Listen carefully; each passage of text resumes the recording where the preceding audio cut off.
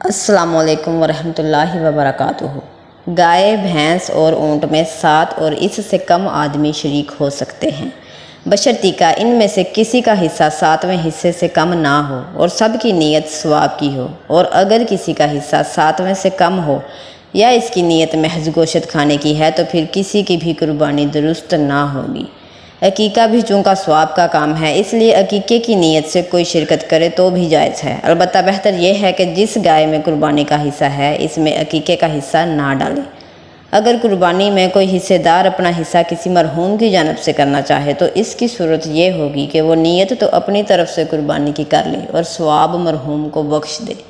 ایک ملک کے رہنے والوں نے دوسرے ملک میں قربانی کا جانور خرید کر قربانی کرنا چاہی، مثلا سعودی عرب، امریکہ اور برطانیہ کے باشندے نے پاکستان میں قربانی بھیج دی۔ پاکستان کے باشندوں نے افغانستان میں قربانی کرنا چاہی تو ان کی قربانی درست ہے، بشرطیکہ دونوں ملکوں میں عید الاضحیٰ ایک ہی دن ہوگی۔ اگر دونوں ملکوں کی عید میں 1 یا 2 دن کا فرق ہے تو صحت قربانی کے لیے یہ شرط ہے کہ اس دن کی جائے جس دن دونوں ملکوں میں عید ہو۔ اگر اس دن سے آگے پیچھے کیا تو قربانی صحیح نہ ہوگی، دوبارہ کرنا واجب ہوگی۔